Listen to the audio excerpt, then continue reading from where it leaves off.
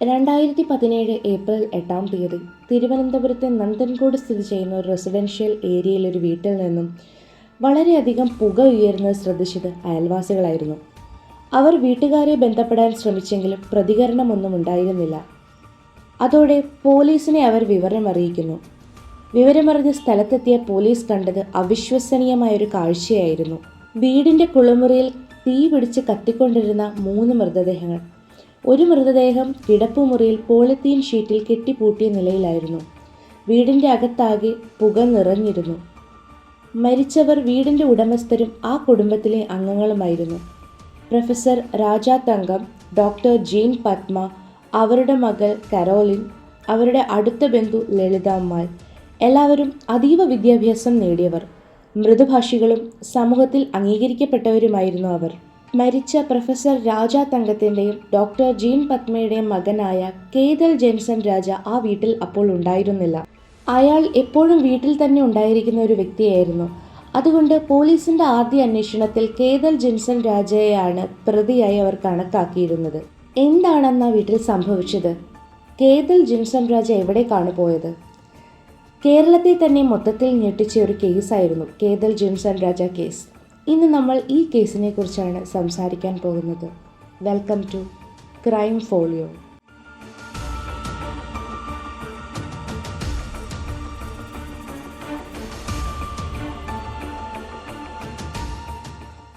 കേതൽ ജെൻസൺ രാജ കേരളത്തിലെ നന്ദൻകോട് സാമ്പത്തികപരമായും വിദ്യാഭ്യാസപരമായും നല്ല നിലയിലുള്ള ഒരു കുടുംബത്തിലാണ് ജനിച്ചത്. പിതാവ് ഡോക്ടർ രാജാ തങ്കം ചരിത്ര വിഷയത്തിൽ കോളേജ് പ്രൊഫസറായിരുന്നു.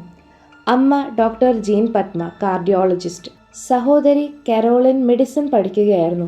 സമൂഹത്തിൽ വളരെയധികം മാന്യതയും ബഹുമാനവും ലഭിക്കുന്ന ആകർഷകമായ ഒരു കുടുംബമായിരുന്നു അവരുടേത്. പക്ഷേ കേതൽ ജെൻസൺ രാജ ആരുമായും ഇടപെടുന്ന ഒരാളായിരുന്നില്ല. അയാളുടെ സ്വഭാവം വളരെ അടങ്ങിയതും ശാന്തവുമായിരുന്നു. അയാൾക്ക് ജനങ്ങളുമായി ഒരു ബന്ധവും പുലർത്താൻ താല്പര്യമേ ഉണ്ടായിരുന്നില്ല. അയാളുടെ ലോകം മുഴുവൻ അയാളുടെ മുറിക്കുള്ളിലായിരുന്നു. സ്കൂളിലും അയാൾ ആരോടും സംസാരിക്കാത്ത സ്വഭാവക്കാരനായിരുന്നു. പഠനത്തിലും അത്ര മികച്ച ആളായിരുന്നില്ല അയാൾ. അയാളുടെ ഫാമിലിയിലെ എല്ലാവരും സ്മാർട്ടായിരുന്നപ്പോൾ ജെൻസൺ മാത്രം അത്രയും സ്മാർട്ട്നെസ് കാണിച്ചിരുന്ന ഒരാളായിരുന്നില്ല.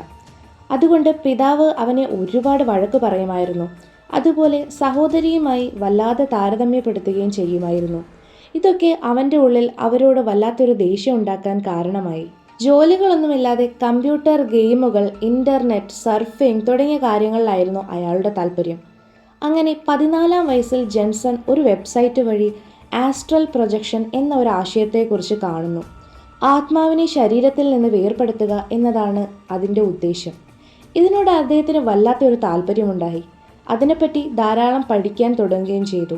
അത് എങ്ങനെയാണ് ചെയ്യേണ്ടത് എന്നൊക്കെ പ്രാക്ടീസ് ചെയ്യാനും തുടങ്ങി. ദിവസവും ഉറങ്ങാതെയും ഭക്ഷണം കഴിക്കാതെയും അവൻ്റെ ജീവിതം മുഴുവൻ ആസ്ട്രൽ പ്രൊജക്ഷൻ എങ്ങനെയെങ്കിലും നടത്തണം എന്നൊരു രീതിയിലേക്ക് മാറി. 2017 ഏപ്രിൽ 5 കേതൽ അമ്മയെ അവൻ്റെ മുറിയിലേക്ക് വിളിച്ച് ഒരു വീഡിയോ ഗെയിം കാണിച്ചു തരാമെന്ന് പറയുന്നു.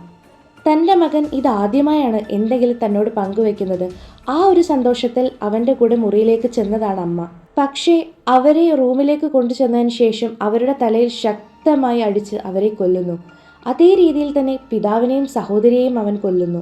കൊലപാതകത്തിന് ശേഷം ഡെഡ് ബോഡികളെല്ലാം അയാൾ വീട്ടിൽ മറച്ചു വെക്കുന്നു. അതുപോലെ അവരുടെ മുത്തശ്ശിയായിരുന്ന ലളിതാമ്മാളിനെയും അവൻ ഇതേപോലെ തന്നെ കൊല്ലുന്നു. ആ വീട്ടിൽ ജോലികളിൽ സഹായിക്കാൻ ഒരു സ്ത്രീ ഉണ്ടായിരുന്നു. പക്ഷേ ഈ കൊലപാതക ദിവസം അവർ അവധിയിലായിരുന്നു. തൊട്ടടുത്ത ദിവസം അവർ വന്നപ്പോൾ ഈ 4 പേരെയും കാണാത്തതിനെ തുടർന്ന് ജെൻസനോട് അവരൊക്കെ എവിടെ പോയി എന്ന് ചോദിക്കുന്നു. അവരൊക്കെ ഒരു ട്രിപ്പ് പോയിരിക്കുകയാണ് എന്നാണ് മെയ്ഡിനോട് ജെൻസൺ പറഞ്ഞത്. മെയ്ഡ് പോയതിനു ശേഷം ഒരാളുടെ ഡെഡ് ബോഡി ബെഡ്റൂമിലായതിനാൽ അത് പോളിത്തീൻ കവറിൽ പൊതിഞ്ഞു വെക്കുന്നു. അതുപോലെ മറ്റു 3 പേരുടെ ഡെഡ് ബോഡി കുളിമുറിയിലാക്കിയതിനു ശേഷം അവിടെ തീ കൊളുത്തുന്നു. അയൽക്കാർ കാണുന്നതിന് മുമ്പ് ജെൻസൺ അവിടെ നിന്ന് രക്ഷപ്പെടുകയും ചെയ്തിരുന്നു.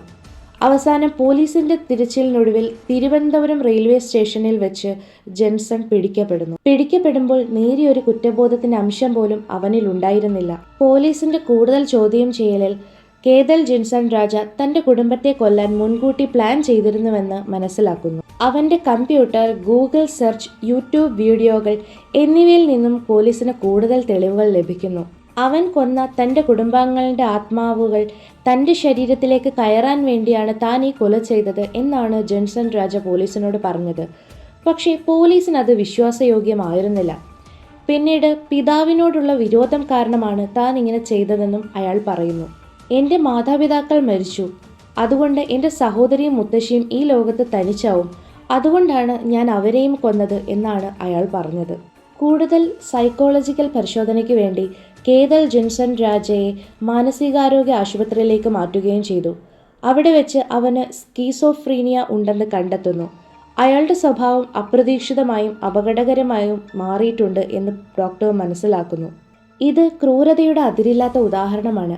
പക്ഷേ പ്രതിയുടെ മനോവൈകല്യത്തെ കൂടെ പരിഗണിച്ച് ജീവപര്യന്തം തടവാണ് അനുയോജ്യമെന്ന് കൊലപാതകം നടന്ന് 8 വർഷങ്ങൾക്കിപ്പുറത്ത് 2025 മെയ് 12 കോടതി വിധി പുറപ്പെടുവിച്ചു. മാനസികാരോഗ്യ പ്രശ്നമുള്ളതുകൊണ്ട് ഒരിക്കലും കുറ്റം ചെയ്ത ഒരു വ്യക്തി കുറ്റവാളിയല്ലാതാകുന്നില്ല. ഇത് കേവലം ഒരു കൊലപാതകമല്ല. കുടുംബ ബന്ധങ്ങളിലെ തകരാർ, ഒറ്റപ്പെടൽ എല്ലാം ചേർന്ന് ഒരാൾ തൻ്റെ തന്നെ ജീവിതത്തെ നശിപ്പിച്ച ഒരു കഥയാണ്. അതേപോലെ ഒരു കുടുംബത്തെ ഈ ഭൂമിയിൽ നിന്ന് മായ്ച്ചു കളയുകയും ചെയ്ത കഥ. ഇതുപോലെയുള്ള ക്രൈം സ്റ്റോറീസ് കേൾക്കുവാനായി തീർച്ചയായും ചാനൽ സബ്സ്ക്രൈബ് ചെയ്ത് സപ്പോർട്ട് ചെയ്യുക. അടുത്ത വീഡിയോയിലൂടെ കാണും വരേക്കും ബൈ.